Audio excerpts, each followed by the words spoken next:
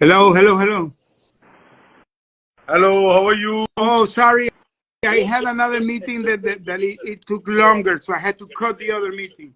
Okay, not a problem. So, are you free right now? No, yeah, I'm free. I'm free. Let me do something here. Give me a second, and we can start. Sure, sure, sure.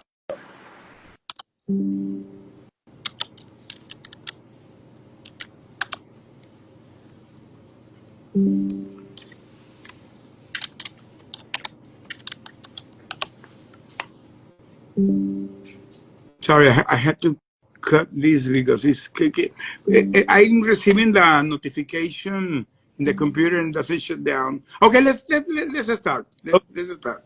I believe everything is good to go, Josh. Okay, great, great. So we are alive, or Yeah, we're alive? Okay. already Okay. live. Okay. Already Okay. live. Okay, there are a couple of people who are just waiting to listen to you. Sorry about that. Not a problem. Not a problem. So just let me start with introducing you so that the viewers can get a background of what you are all about, a bit about your book, and then we will get into the journey of the book. Okay. Well, I'm a leadership and resilience coach. I'm a speaker, and I'm the author of my book that I have here. We're going to talk about it now. I come from a journey because I was an oil and gas executive. In 2017, I went to a kind of a unimaginable circumstance, being the CEO of a company. I flew to Venezuela to a business trip. Was an unexpected business trip, and not only unexpected, I was getting retired. So imagine that, picture this, I getting retired, I was in retirement mode, my last trip before getting retired, and it became a hostage during 5 years. So that was my journey. Right. So, Josh, I happened to read your book, and even I have reviewed the book. And frankly speaking, it's a very gripping memoir. Okay, I saw your review, and let me tell you, my friend, you made me cry. My wife and me cry with your review. No, I'm being serious. You got the I got so surprised the way you get the what I wanted to reflect in my book. Thank you so much. Thank you so much. Okay, so let's dive into the question answer session, Josh. Okay, first and foremost thing, thank you for coming on my platform. Okay, and yeah, and the memoir which you have written is a very gripping memoir, and it doesn't just recount your harrowing experiences; it shares a deeply human story, right? Because that is exactly what I wanted to reflect there. Because for me, I could have done a book, only talking about the thing I went through that, and it can be a dark book. No, my book has the reflection of the human nature, how that made me find my path in my spirituality. And by the way, I want to write my second book because all these years, I had 2 years that I came back. For me, has been a journey rediscovering God, going back to my spirituality. Today, I'm really very involved in my church. So that situation that I went through helped me forge what I'm doing today. So I always say that I'm not glad what I went through, but I'm glad the lesson they have learned. Great. So, Josh, your book is all about a human story filled with love, resilience, and unbreakable bonds. Okay? Yes.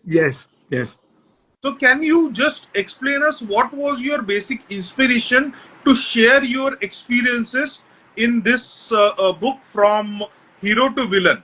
And was there a specific moment where you felt that you are compelled to write this story? Well, for me, it came naturally because during my captivity, my first year, I was in a solitary confinement, and I didn't have contact with my family. By the way, I stayed almost 10 months without not knowing what was going with my family and nothing. So when we had the opportunity after 1 year, because our case began to be very geopolitical, okay? So the UN intervened, and the UN began to pressure to the Venezuelan government to have better, conditions for us.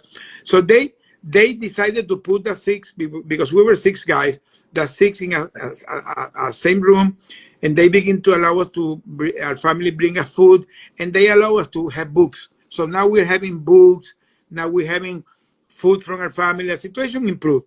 But one of the things that I took the risk, and for me it was a very personal risk, but I did it because I needed to have the contact with my family, that I began to smuggle in the trash cans of the food. When I was returning the trash cans to my family, I have not my family, because my family was here in the US, somebody that my family had in Venezuela that was taking of the logistics. So this person, he was delivering me food and bringing new food every 2 days. And when he brought the new food, he took the trash cans. I began to put in the bottom of those trash cans letters. I began to write letters to my wife. And the first letter, my wife, when she received the first letter, she was scared to death, saying, hey, what is this? But she took the risk and she sent a letter to me too. So like 2 days after, when I received the food, and I didn't know, I was opening the can to see what was the food. And when I opened, I found a letter in the bottom. So she took the risk and she responded. And we began to do it by daily basis. And we kept doing it during 3 years. We stayed 3 years sending in letters. When I came back after the prisoner swap in 2022, we have written between her and me almost 1,000 letters. Oh. And those letters, my wife has put it in Word, and I began to read it and adapt it, and that became part of my book. My book is based on those letters. So that when you talk about the human nature, and I remember your review, it's because of that, because I was reflecting and putting in those letters what I was feeling in that moment, in that moment. So you will find that you know, when you read it, you were like if you were with me there in the jail. Right. So Josh, tell me, like, how was your overall experiences of somewhere around 4 to 5 years in a jail in a foreign country, and how was it impacted your mental health? A very, very nice question, because I always receive that question. At the beginning, it was really dark. We were going to in a dark moment, because the first thought that we were having was really bad thoughts. Even we were having, I'm gonna confess, suicidal thought, because we were thinking we're in a communist regime and we were accused to be a spy. What will happen to us? So you were really thinking that you will be there forever. So my first thought was thinking, I don't want to stay here. I'm going to take my life off. So you begin to have those, you know, your mind is all over. But at some point, and for some reason of God, I begin to think in my family. I begin to think that what will be my family, what will happen to them. So I decided to change my mindset, and I said, no, Jose. You had to make this, you had to be strong in body and soul and spirit. And we changed our mindset. And when we were put together, the six, after 1 year, that boosted. That boosted because now we are the six cheering each other. And not only cheering each other, we begin to pray on a daily basis. We begin to read the Bible. I'm a Christian guy. And we were reading. One of our colleagues he prays Buddhism, so he was with this Buddhism. It was great because we found a lot of connections. He was surprised that he has been 30 years in the Buddhism, and when he was hearing us praising the Bible, we found a lot of commonality, because at the end it's the same. He's thinking in the superior entity and giving love and faith and hope. So that is a universal principle, no matter the religion that you profess. So we were doing that in a daily basis, and of course that gave us an extra boost. And one of the things that blew my mind was that because, as I said, we were allowed to have books. It came to my hand a book that is called "Man in the Search of a Meaning" of Viktor Frankl. And to tell you the truth, that book was literally talking to us. How you can find purpose in the suffering, how Viktor Frankl discovered during the World War II in the concentration camp, he find his path, his purpose, and we did exactly that. We did exactly that. So that was like a guideline what we had to do for the following years.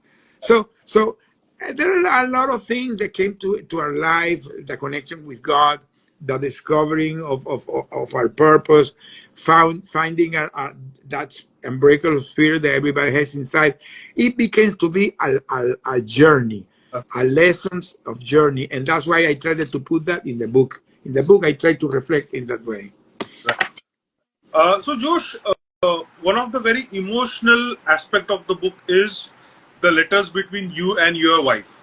As you recollected a small anecdote about it, what I would like to know is how is that these letters impacted you and your wife, okay? And did it help to maintain hope during the darkest moment when you were imprisoned? Oh yeah, of course.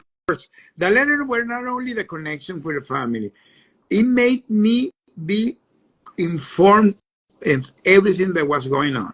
So I was literally informed of everything was going because we created like a secret code.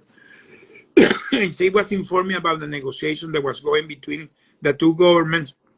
So I was really informed. The letter became to be a source of information. But for me, the most important was the emotional connection that I developed with my wife, because every 2 days I was not waiting for the food. I was waiting for the letters. For me, the food was needed, but what was most important was the letter, because now I can know how my family is. And it became really, I was enjoying the letters. I remember that we were released. We landed here in San Antonio, Texas, in a military base in October 1st, 2022. And when my wife and my family was waiting me in the hangar, when I came from the plane and we hugged, Right. I told her, Mommy, I'm going to miss her letters. To tell you the truth, I was enjoying those letters. Really were enjoying it. Right. So, Josh, when you were imprisoned, there was a geopolitical situation. Yes. Right? And it was a political crisis, we can say. Okay? Well, yeah. Yeah. And what I want to ask you is, how was you and your colleagues impacted by all these geopolitical crisis? Well, this is something very important, your question, because this is something that people are not aware, but this is something that is called the hostage diplomacy. It's a very sophisticated way of doing diplomacy that is related to two governments that are having problems. They take up a pawn of that nation to leverage the negotiation. That's what they did to us. They took us as pawns of the political situation, and it's kind of a full cycle for me, because that happened during the Trump administration, and Donald Trump is back to office today. So it did a full cycle, and now we're back to Trump, because Trump was having this issue with Venezuela. I believe that one of the things that he has in campaign saying that he's going to take care of the situation in Venezuela. I believe he's going to do it, but he was trying to do it. Unfortunately, he could not conclude what he was trying to do. But we got in the middle of that, and I can never think even in my worst nightmare that could get caught in that situation between two countries. But we got caught, and the problem that happened with this, that this is something that is becoming more common. Today that I'm connected to the hostage community, I know a lot of cases, people going through that situation in a lot of countries in the world. Right. So this is really, so how you get impacted? Of course, it's something that is unimaginable, because you get the understanding that the only way that you can come back is if the two nations get an agreement. Right. It's the only way. It's the only way that you can come back. Right. So Josh, you in the book you talk about finding strength through faith and resilience. Okay. Can you share some personal story that illustrate how these themes help you during your imprisonment days? Well, I have in my book several events that I'm not going to go in the details here, because I don't do a spoiler to the audience that read the book. You can walk